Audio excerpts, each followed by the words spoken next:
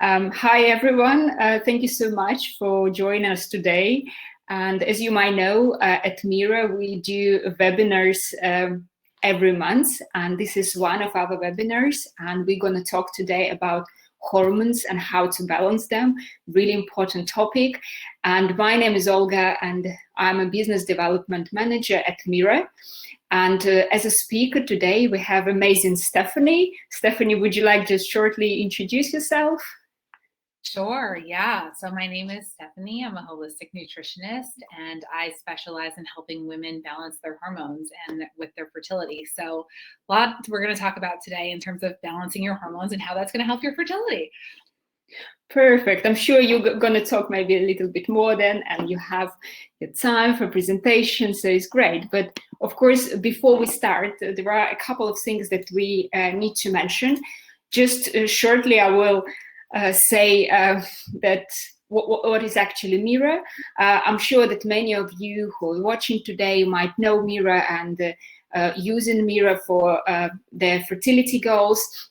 And for those who don't know, Mira is a fertility and ovulation hormone tracker, and we track key fertility hormones, and we provide you with numerical values of those hormones. And we just recently added a new hormone. I'm going to talk about it a bit later. And you, of course, will learn more about Mira. So we will have time for it. And is everyone can hear us? I'm just checking that audio is not great. Audio is fine. Okay, perfect. It's good to know. So yeah, I'm going to talk about Mira a bit later. And just a little disclaimer that of course we're sharing the information and it's only for educational and informational purposes. So it's not a medical advice. We hope the information will help you. But if you have anything really specific, you of course need to ask your doctor. And also one of the things that we again, I'm just checking the chat about if people can hear us. So okay, let us know if someone is not can't hear us. But anyway, as we have chat, so chat is there for you to, of course, ask the questions that you have. We will answer some of the questions in the chat, and also we will have time for Q&A session in the end of our webinar today. So of course, stay and we will try to answer as many questions as possible. So, and what we want to do before we start is just to learn a little bit about you, and we would like to do like a short poll just to ask about you.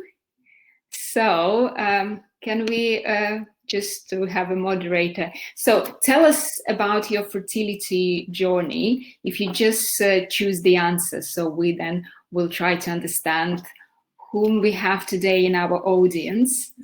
So people trying to, so we have quite many people, really like the majority trying to get pregnant or want to get pregnant is great to know. Perfect.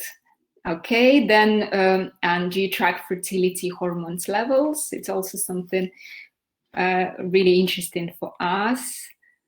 Okay, so I can see many people using Mira, so might not need to explain that much. Perfect. I'm loving these polls. This is so fun, and I'm just excited to be able to really curate a lot of this information today to meet people's needs where they're at. This is awesome. Oh, perfect. We have really like many users of Mira, which is great. But of course, we have those people who also might not know, and perfect. It's nice to see that people actually track hormones, because we're going to talk today why it's important. Yeah, thank you so much. Yeah. Right, so I think this is everything like for the poll. So thank you so much for taking part in it. And of course, if you stay till the end, we have some nice discounts coming up. So it's something that will be. And now I would give a stage to Stefanie, and she will talk more about estrogen and progesterone and how to balance. Okay, yeah. Awesome. Hi, everyone. Oh my gosh, I'm so excited to be here. I'm excited about all this energy, and please use the chat. Like if I'm saying something that you want more clarity on, just pop it in there, and if it's easy enough for me to answer while we're chatting, great. And also then we'll do it at the Q&A. And yeah, like let's have this be as interactive and fun as possible. I'm just so excited. This is a topic that is near and dear to my heart. I'm just trying to navigate the slides. There we go. Okay, awesome. So, hey, I already introduced myself as a holistic nutritionist and hormone and fertility coach. Just a brief little background on why this is what I do. I, from a very young age, felt very called to be a mom. Like it was just something that I always felt like was going to be my biggest job. And also when I was very young, I had really irregular periods, and I went to the doctor and they put me on hormonal birth control. And I stayed on the hormonal birth control for about 10 years. And when I decided to come off, I didn't have a period for 6 months. And then I decided I wanted to learn everything I could about this hormone cycle, because I knew so badly like that I wanted to support my fertility in whatever way I could. And so fast forward a couple years later, I had really navigated my cycle and learned what it meant to actually balance my hormones and what I needed to do to really optimize my health as a woman in my body. And I decided to start sharing it with others. And so this is why I am qualified to share this with you today. I do have an educational background in all of this, and also really enjoy learning all the time from books and resources and podcasts and mentors and my clients themselves, or some of my greatest teachers. So let's talk a little bit about estrogen and progesterone, okay? This is a visual depiction of your cycle. All right. And so I want you to look at that outside ring. That is, we have your menstruation, right? That's like the usually easiest for us to identify, unless we're using a really awesome tool like Mira. I'm so excited. I just got mine in the mail, and I want to start using it more frequently. And, you know, before we're using those tracking apps, most of us only really know that the time of the month where we see blood. Sometimes we'll get a lot of cervical mucus. I call it like the slip and slide if you ever wipe, you know, and it's like really nice and slippery. That typically is your fertile cervical mucus, okay? So those are like the biggest like physical telltale signs of what's happening on your hormones. But if we go underneath, there's so much happening hormonally, right? And so just so you can kind of see, I want you to look at this blue, cool follicular phase. That blue is going to align up with estrogen, okay? If you look in this middle circle, there's estrogen, okay? And so the first 3 phases of your cycle, menstruation, follicular phase, and ovulation, are mostly ruled by estrogen. All right. We're going to call estrogen our fun aunt estrogen for the sake of this conversation. And think of her as like, you know, your fun aunt who was always like energetic, wanted to go take you dancing. You know, she was wearing fun clothes, super confident. That's estrogen's vibe. However, same with fun aunt estrogen. If she is invited to Thanksgiving dinner and drinks a little too much and gets a little too rowdy, no one wants her there, right? She's getting like a little bit crazy. So we really need to keep estrogen in check. And that's where progesterone comes into play, okay? So progesterone is ruling the second half of your cycle, your luteal phase. And progesterone, if estrogen is fun aunt estrogen, progesterone is like grandma progesterone. When progesterone is in balance, we don't feel anxious. We feel so calm. She rubs our back. We sleep really well. Everything is just like cool, calm, collected. Grandma's in charge, like, and things are feeling cozy, yummy, and good. All right. We need progesterone to like tell fun aunt estrogen, hey, time to chill. Okay. We're going to get more into like the actual specifics of it, but sometimes I think it can be really helpful when we personify these hormones and really start to understand what role they're playing in our body, what they do for us, not just in our fertility, but also in our lives, right? Like, do they give us confidence? Do they give us anxiety? Do they calm us down? Whatever it is that they're doing. Okay. If there's any questions about this, please pop them in the chat. There's also some like relation to seasons in here. That's not a conversation for today, but if you want to continue having that conversation, we can absolutely have it offline.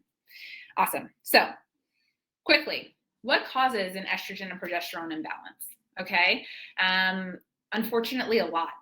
I see this all the time. It's very, very infrequent that I see someone who has estrogen and progesterone in balance perfectly. It's pretty rare. And when you look at this, you can see why, right? A diet high in refined carbohydrates, hormonal birth control, antibiotic use, any prescription drug use, or over-the-counter drug use can influence this delicate balance. Stress is like the biggest one. And who here, like, send me a message if you're like, I never feel stressed, right? We live in a stressful world. Also, this modern world that we live in causes a lot of thyroid problems, a lot of gut issues, toxic exposures. It's full of xenoestrogens. We'll talk about those a little bit more in a little bit, but this includes plastics, fragrances, personal care products, cleaning products that can all influence our estrogen levels. Having excess weight, carrying excess weight can also cause estrogen to build up in the body at a higher rate. Alcohol and caffeine. Alcohol, y'all. I'm about to drop this fact that, like, I'm sorry, but you need to know it. Every alcoholic drink can raise your estrogen levels 5 to 15%. So let's say you have 3 or 4 drinks a week, which doesn't seem crazy, right? That could be raising so much your estrogen. I mean, that could be anywhere from at the low end 50% to triple that, 15% and triple that, just in a week, right? And then also hormonal conditions like PCOS can also really influence estrogen levels. Great question about the caffeine. I will totally get to that in a little bit. It's not quite the same. It's more complex in terms of the way it affects your adrenals, which then affects your reproductive hormones. So I will get to that, but in the Q&A. Okay, so now we've set the stage, right? If anyone here looks at this and is like, I don't have a problem with any of that, I'm so excited for you. I think most of us will probably be able to check a few of those boxes and be like, okay, I understand why I might have estrogen and progesterone out of balance. I don't know why the rest of my slides aren't here. That's interesting. Okay. Well, maybe if I keep going, were they just put out of order? Yeah, I think it's maybe something happened. Let's have a look. Sorry, y'all. Hold on one second. I just like to, I can give it without it, but I think it's nice for y'all to have a visual aid. Yeah, okay. Something maybe like technical mistakes. Okay. Well, I'll just chat without it. No problem. We'll just stay on the, like, what is the difference? There is one part of it that's going to be like a little bit challenging. Is there a way for me to share my screen or for you guys to like upload it on the back end while I chat? Yeah, let's see. Yeah, if you can continue, we can just double check. Okay. So estrogen and progesterone, we want the thing with estrogen and progesterone primarily, these are the two biggest things. Most people will have not enough estrogen or not enough progesterone and or too much estrogen. Why do we call it hormone balance instead of fixing your hormones? Does anyone know? Like, based on just a little bit of what we've talked about today, you can throw it in the chat. If not, basically what it is hormones, or when we're balancing our hormones, it really is a balance. It's not just like, oh, I need to fix my estrogen levels. Oh, I need to fix my progesterone. It's all about if they are in relation to each other. Okay.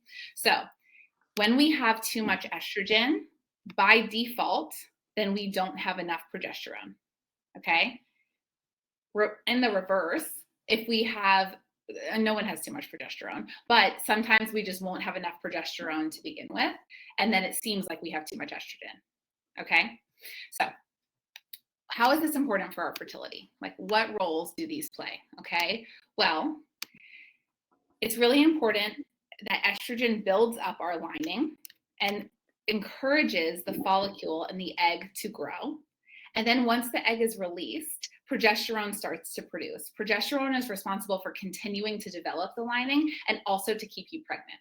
And so if anyone here has struggled with, miscarriages or chemical pregnancies, oftentimes it's not having enough of that progesterone to be able to either thicken that lining or help you hold on to the pregnancy. Okay. We'll come back to that, Ivana, too. Okay. So how do you know if you have too much estrogen, not enough estrogen, low progesterone, etc.? I was going to have this as like a checklist that you guys can look at. I'm just going to read it out loud. If you do better with the visual, like, hopefully we can find a way to get this to you afterwards. Okay. If you have too much estrogen, okay, these are signs that your estrogen and progesterone might be out of balance.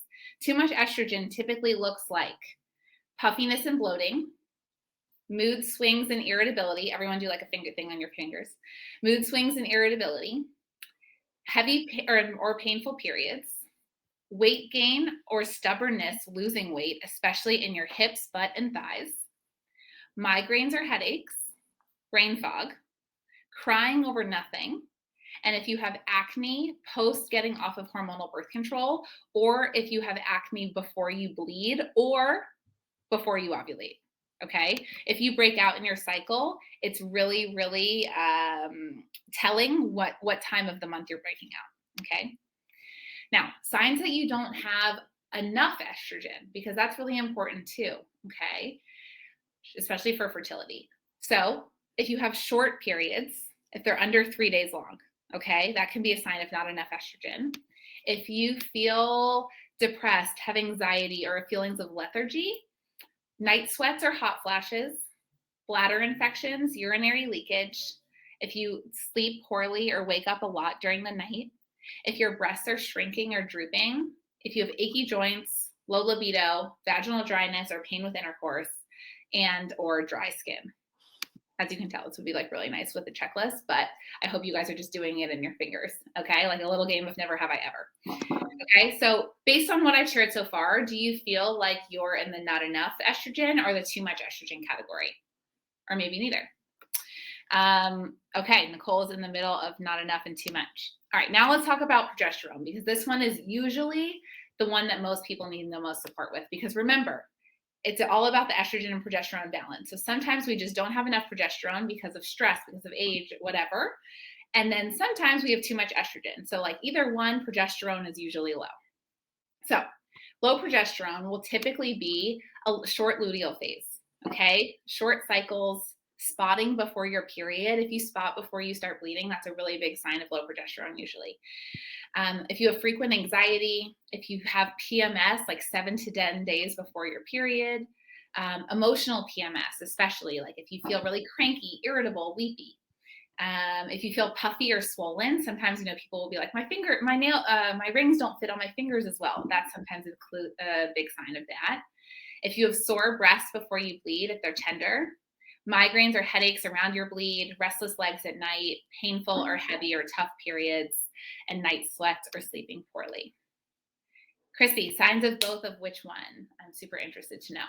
Okay, so all of those are signs that your estrogen and progesterone might be out of balance. Okay, so how do we get them back in balance, right?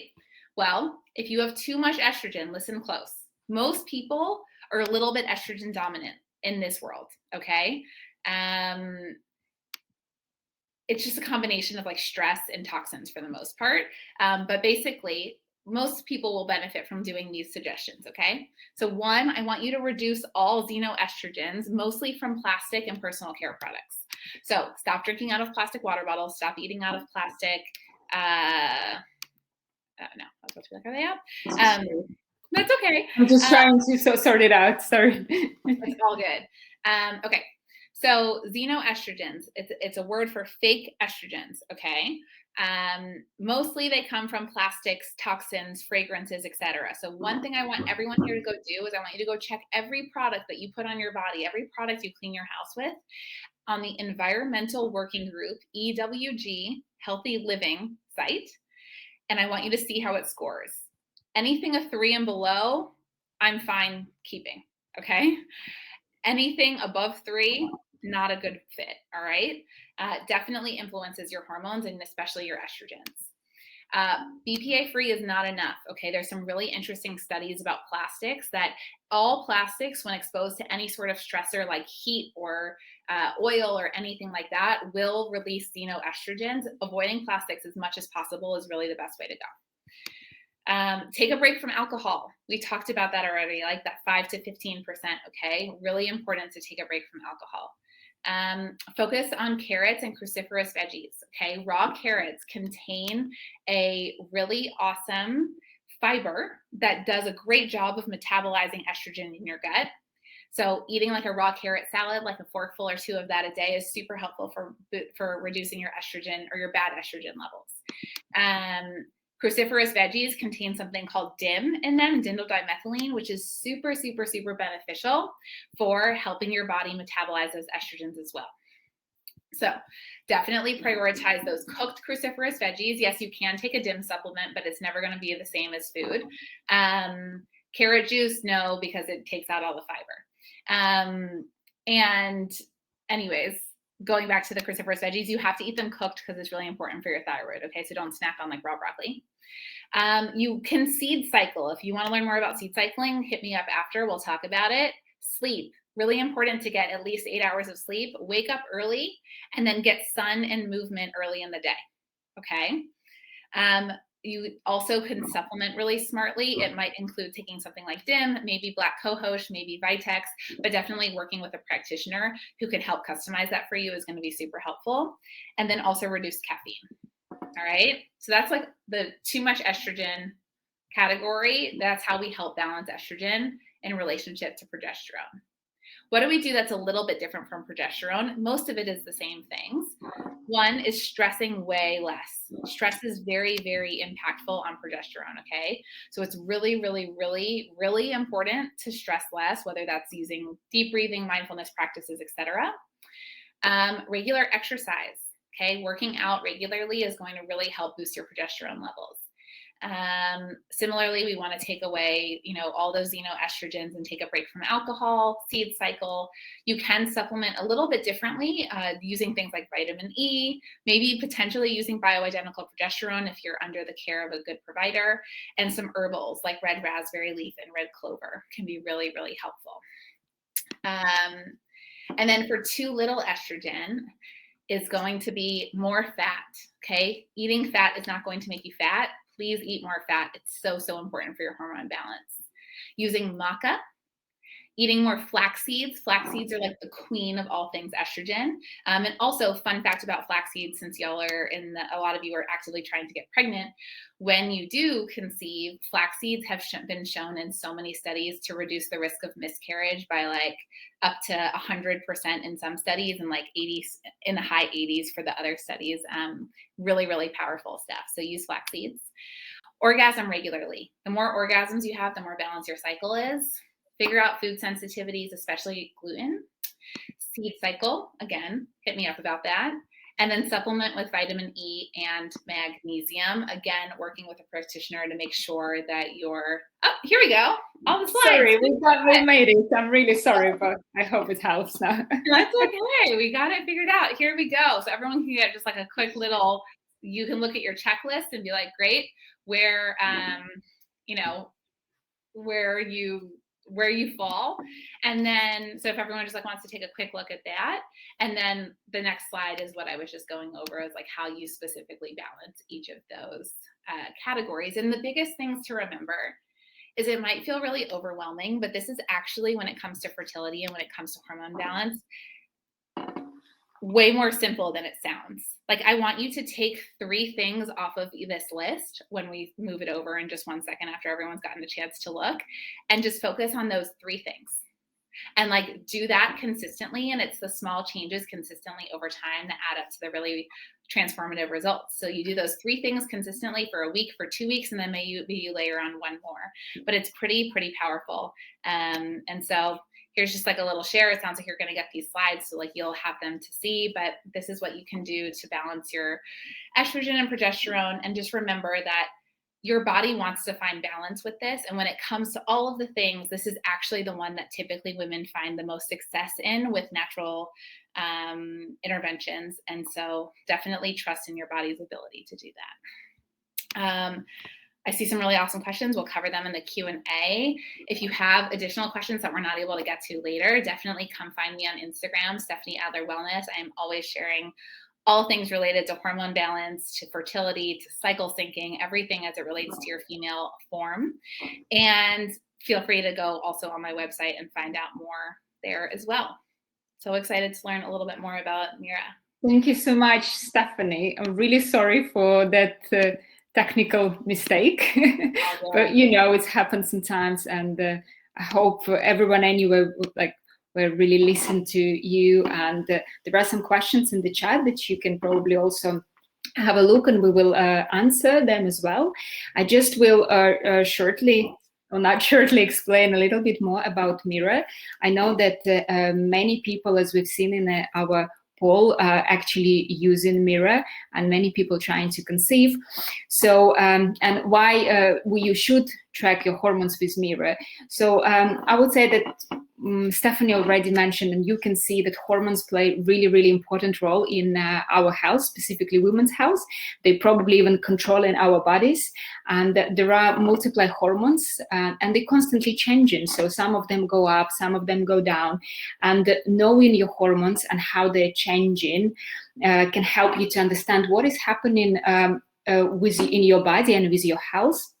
And let's say if some hormone levels are too low, it might explain a certain health issue. So Mira was created to help you to track hormones at home, to understand them, to see how they're changing within time, and also get that personalized data that you can show to a doctor, or just like to feel really good about yourself, just to make sure everything is actually going well.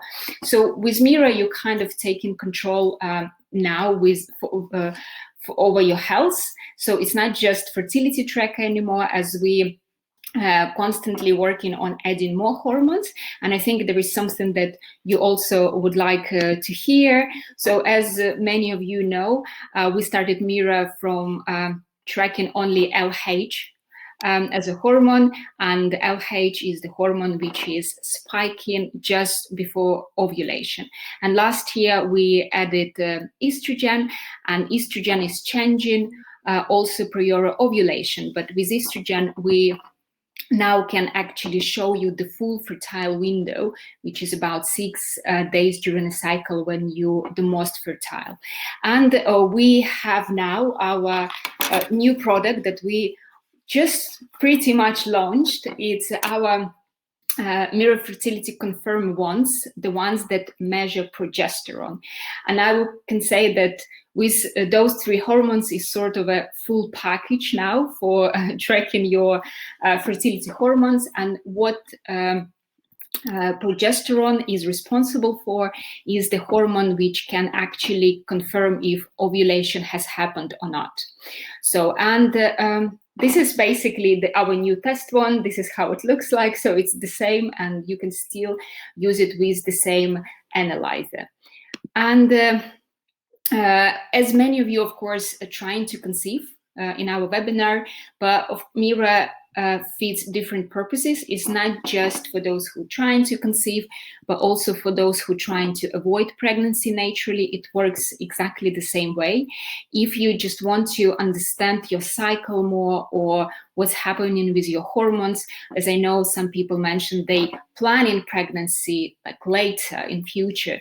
So you can actually start to track your hormones with Mira to understand what is happening now. Also, if you have irregular cycle, PCOS, or hormone imbalances, as Mira provides you with the numerical values of hormones, this is the data that you're probably looking for in order to understand your pattern, to see how your hormones are changing. And also, Mira can be used for those who are breastfeeding, because your ovulations quite often, and in many cases, comes back before your period. And if you're not planning pregnancy while you're breastfeeding, of course, this is the way to track your hormones. And estrogen is one of the hormones that you can track during perimenopause. And coming back to our progesterone test ones, so they're not only for confirming ovulation, if it's happened or not, but it's also if you got pregnant, you can track the early pregnancy status with our progesterone test ones, because progesterone is that hormone which is changing. And I know that many of you, of course, know what makes Mira different. And I just want to quickly mention that, of course, what makes Mira slightly different is that you can track your hormones, get the numerical values, and you can see the pattern of your hormones. So you can see that chart on our app, which shows you how they're changing during cycle. Another way to actually get your numerical values is to do a blood test, but blood test is probably not something you can do every day, and at home is not very, very easy to make. And of course, the usual test stripes, unfortunately, they don't give you numerical values, and it might not really work if you're looking for, again, the numbers, if you want to see like how the hormones are changing. And on this slide, I just want to actually show and pay attention on this chart. This is what you see at our app, and I think it's one of the most valuable information that we provide when you track with Mira, our app analyzing your results and showing you that hormone pattern. So if it's kind of going good, you can understand that, okay, my hormones are actually rising for your ovulation, everything is good, but sometimes it can look very different. And this is the chart that you can actually show to a doctor, and it's very helpful. And this is our real customer who shared review, and we're quite happy when people actually reaching their fertility goals with help of Mira, because this is one of our aims. And just a short slide to show you where the progesterone is coming, right? So again, you can see on this chart that how hormones are changing during a regular cycle. So you can see that estrogen is starting to rise, and this is where your fertile window sort of starts. Then you can see how LH is spiking just prior to ovulation. And after ovulation, you can see that pink line, this is where the progesterone level starting to change. So now with Mira, you can not just predict your ovulation, but also confirm your ovulation, which is of course very valuable information for those of you who trying to conceive or trying to avoid pregnancy or whatever is your fertility goal. Okay, and yeah, I just wanted to probably, I hope, give some positive vibes, because we do have many successful stories, and we are very happy when people with very with different, sometimes it's very different issues, but they still succeed in their fertility goals with help of Mira. And you can go on our website, and we have our success stories there, so you can read, because people explain how Mira helped them. And also, as many of you using Mira, I just want to remind that we have a really, really great community on Facebook. It's a Mira Fertility Club. It's more like a peer-to-peer community where people just support each other. They ask different questions, share their experience of how they're using Mira, and it's really nice atmosphere there. So if you are not there yet, you can always just join, and if you have any questions, people really, really trying to help there. So it was just basically some information about Mira. Just wanted to say that Mira is slowly getting to become a health tracker than just a hormone fertility tracker, and more hormones are coming, and you can now use Mira to track not just your hormones to get pregnant, but also when you already got pregnant, and more is coming. So definitely we are quite excited about our new product, but for now our main new product is our progesterone test ones. Okay, so this is pretty much it about Mira, and we can slowly get into Q&A session. Maybe Stefanie, you would like to answer some of the questions that you think really addressed to you and you would like to share? Yeah, totally. And I've been trying to get to some of them in the chat already. So really awesome questions, y'all. And I'm really hoping that we can get to as many of them as possible. So I saw I'm going to go to the ones that were marked as questions so far. And I love this question because I think it's super important. Where do you think women with PCOS should start to balance their hormones? Amazing question. And I think we really want to understand that the biggest thing, especially if you're trying to get pregnant, right, is like we need to make sure that you're ovulating. And so the biggest place that we want to start with PCOS is we want to help induce ovulation. And so actually the best place for you to start is to start by identifying what kind of PCOS you have. There are 4 different types. One that's insulin resistance based PCOS, which is about like 70% of people who are diagnosed with PCOS. And so for this group, absolutely balancing your blood sugar is the first thing that you can do. Your blood sugar and your hormones are so interconnected. And so balancing blood sugar is a great place to start. Then we want to reduce inflammation in the body and manage your adrenals, which is like your stress hormones as well. So probably best place to start would be with those things, and then also supplementing smartly to help you with balancing blood sugar, reducing inflammation, supporting your adrenals, lowering testosterone so that you are able to ovulate. And then once you ovulate, you make progesterone, and so it's so much easier to balance estrogen and progesterone. So often with PCOS, the reason why women with PCOS have low progesterone is because they're not ovulating, and we can't make progesterone unless we ovulate. So you're just like creating more estrogen. So getting you ovulating is like the first step, and that's how we do it, working backwards. So definitely think it's a super important question, and there's so much we can do.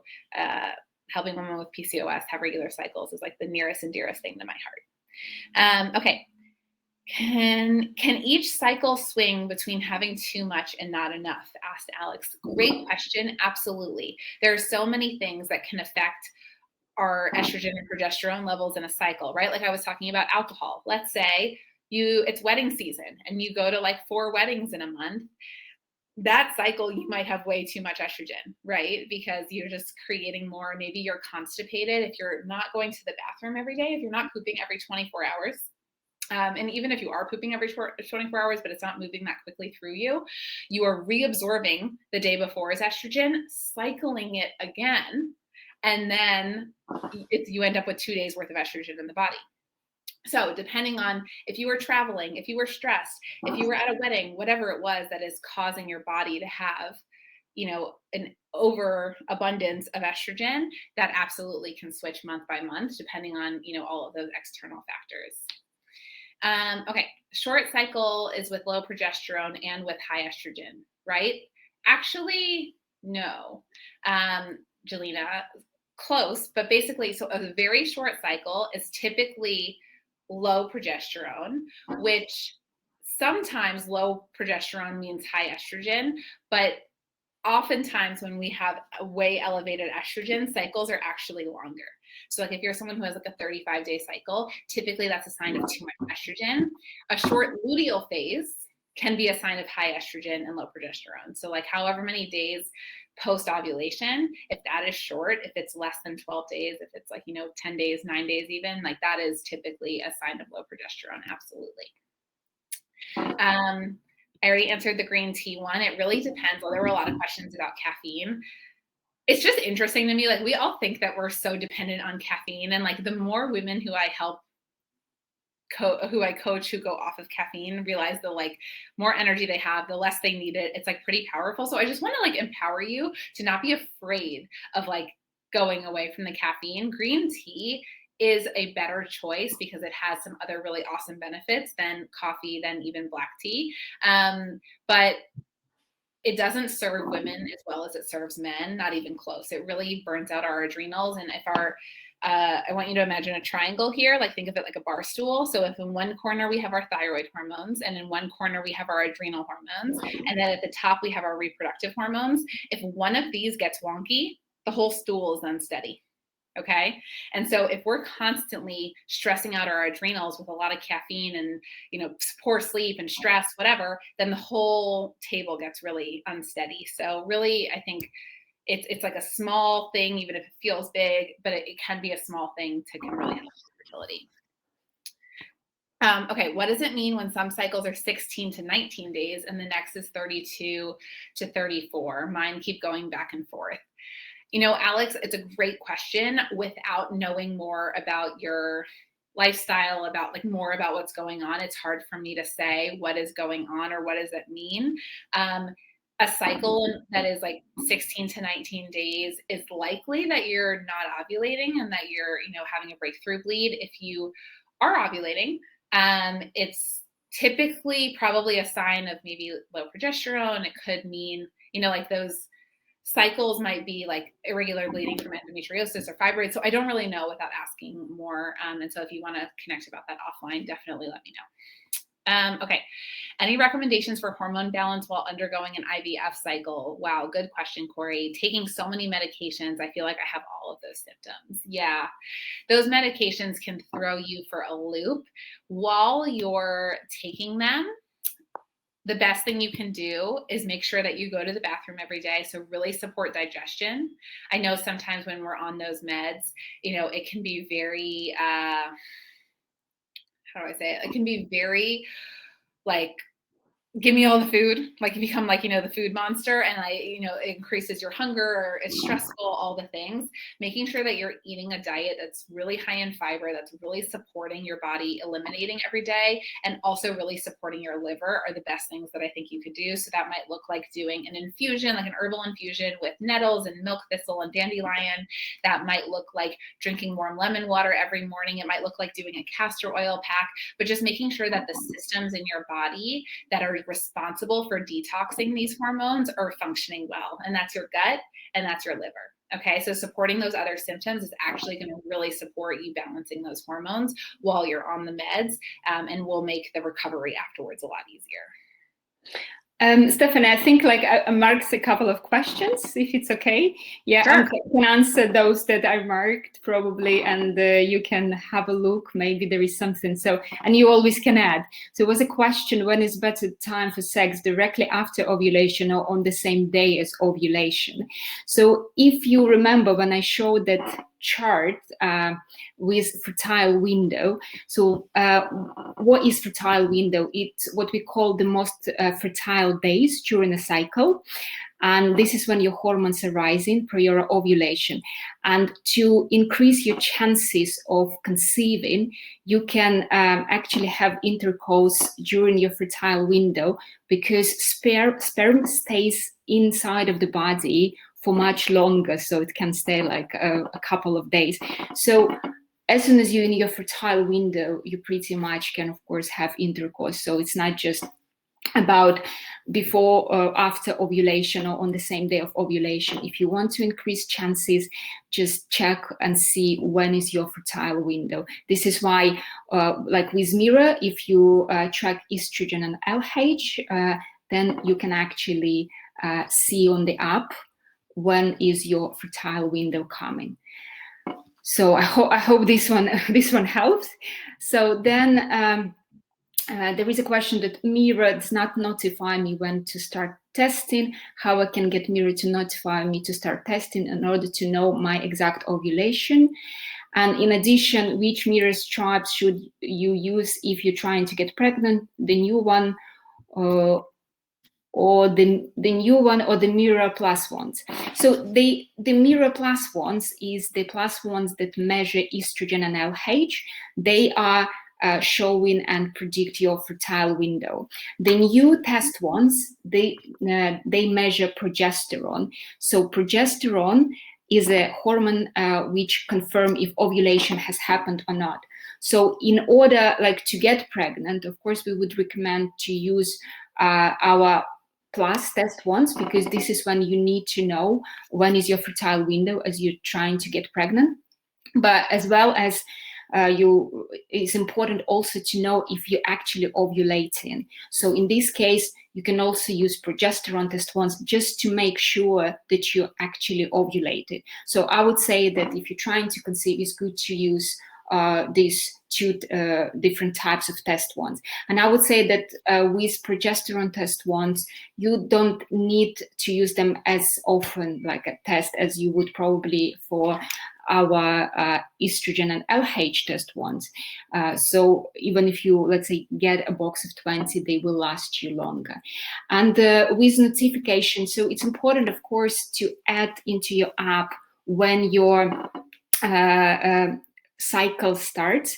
And this is the data that the app needs. So the app using this data to see when and to make those predictions when your fertile window comes, and it will show on the calendar when to test. Regarding the notification, we're working on a new app now, and we probably will have that that option. But I think what is important, if you're trying to conceive specifically, just make sure you add your cycle start date to the app, and you will see on the calendar when the app suggests you to test. Okay, and I also heard, I also just want to answer quickly the question about a blood test that our listener, she did, they did a series of 3 blood tests, and to check, and it came back normal, but when I tested with Mira, my estrogen numbers were off the chart. The value was over 400 and my LH was pretty low. So what I would suggest in this case, because we need to see the chart as well, I would really suggest you to contact our support. It's support@miracare.com, and they will help you to understand why that those levels are so high. But of course they will need to see the chart, so we need a little bit more information about it. So please email, if you have also some similar questions like this, please email our support team and they will help you. And I think here also just a quick, I will try also to answer the question about I'm struggling to track cycles with Mira due to very long periods. So what I can see here is that your period's probably irregular, and I'm not sure again how long do you use Mira, but probably in order to understand your hormone pattern when your periods are irregular, it would be good to test for a bit more often in the beginning, maybe like any other day, just to see again on the chart how your hormones are changing, and it's probably you will see some sort of pattern. So, and then it might be like really helpful to understand what is happening. But of course, if you have any other questions, again, you can contact our support team, or maybe ask for some advice at a doctor. But to understand the pattern, yeah, try to test more often, so because you can see those levels. Okay, Stefanie, do you have any interesting questions that you would like to answer? Sure, yeah, I'm trying to answer some of them in the chat right now. 1 second, finishing that thought. Okay, yeah, let's see what else has come up.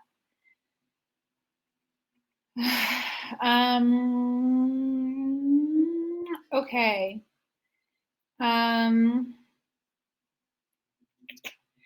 My period is very irregular. I have thyroid imbalance. I don't think I have enough progesterone based on the list you enumerated. What do you think will help me ovulate, and what Mira product do you recommend so I can use, so I can track my hormones? So like Valerie, that's like a 2-part question. Or not Valerie, sorry.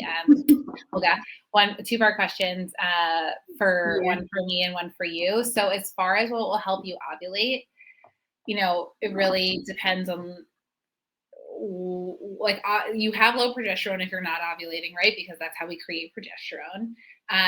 There might be some herbals and supplements that might be really helpful for you. Again, without knowing too much about your condition, I can't like recommend directly, but there are definitely options out there. Definitely managing stress, definitely balancing blood sugar, and supporting gut and liver is going to be really helpful for you. Best thing I would think though might be, like, especially with that thyroid, making sure that you're not eating goitrogenic foods, okay, which are, go and look them up, illicit goitrogenic foods, and also trying as much as possible to manage your stress is like a big one with that. Yeah, and in regards of what Mira product, again, I would probably come back to like as I explained before, that yeah, you will need in this case, of course, our analyzer, and I would use our Mira Plus test ones that measure LH and estrogen, and also you can of course try to measure progesterone. Probably as it's irregular period and hormone imbalance. Again, in the beginning, you might test much more often, again, just to see the pattern of your hormones, see how they're changing. And then you will actually have also quite good data that you can, if you need doctor's advice, you can use it and go and show that how your hormones are changing. So I would start from like pretty much our main products. Yeah, all our test ones, like Mira Plus test ones, and also Mira Confirm test ones, which are available really already now and will be soon shipped. Okay. I can answer Kelly's question. Yep. So, Kelly, I've been told I'm perimenopausal. Is it impossible for me to fall pregnant? I'm 38. I think this is such an important question.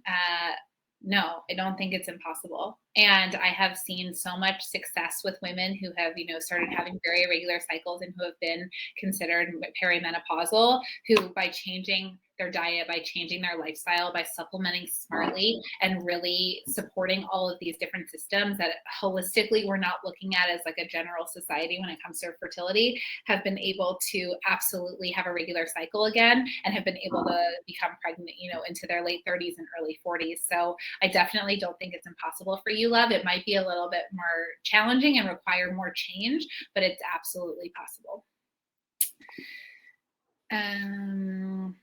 Yeah, I think in the chat we had quite many questions about the regular periods, and I think again the answer when you should start to test with Mira, just even if you don't like someone doesn't have a period, just start when you actually get Mira, and because you need that data, you need to gather the data to see the pattern. So it is hard, of course, with irregular cycles and hormone imbalances is really, really hard.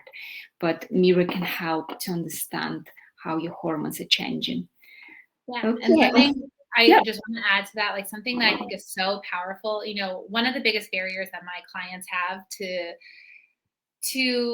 success a lot of times in this journey is oftentimes like the medical system and how challenging it is to get blood work done and how inaccurate it can be. And so like having a tool like this is so epic, and that doesn't mean you have to figure it all out on your own, and so like definitely I think it's amazing that you guys are here at this workshop to learn more, because you are the expert of your body and like you are your own best advocate, and you, by doing this work and like understanding your hormones better, you can create so much possibility and magic in your body. I think it's amazing that there are tools like this that are, revolutionizing the way that we can look at hormones. And also, like, if you don't know what to do with all of that data all the time, especially if you have an irregular cycle, working with someone who can help you regulate that cycle so that it becomes a lot more clear can be super, super beneficial.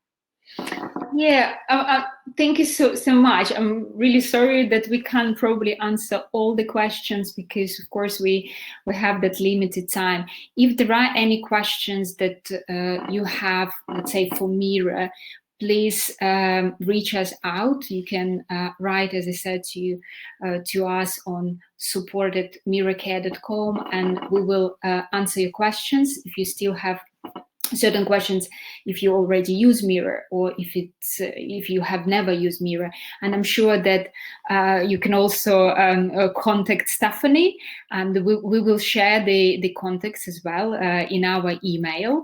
So don't worry, you will get all the contacts. And I just wanted to say that as I promised in the end, we will have some nice discounts for those who attend our webinar. If you're already using Mira, you can use our code Mira PDG webinar, and you can get 10% off on our Mira Fertility Plus and Mira Fertility Confirm ones. If you use Mira, it's always really good to have some additional ones just in case if you run out. So this is the discount code that you can use. And also on our website, doesn't matter what is your location, we now have our bundle for those who have never used Mira. So you can get Mira Fertility Plus starter kit, which comes with a starter kit, 10 LH and estrogen test ones, and this bundle also have Mira Fertility Confirm ones. So if you are just starting to use Mira, this is really great bundle to start to see how it works and get that data that you want. So yeah, just you can go on our website and you can find this bundle in our shop. And before I think we finish, we also have one more question to ask you. So another poll, we like them. So I hope that you learned something more about hormones today. Of course, is the topic we can just talk probably a long time, much longer than the webinar. But if you still have questions, as I said, you can always reach us out. And perfect. Thank you so much. It's good to see. It's good to see that it was useful for you. And we, of course, plan in other webinars. We trying to cover all possible topics around fertility as well as women's health.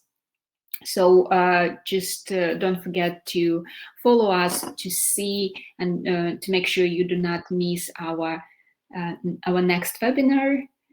Okay, yeah,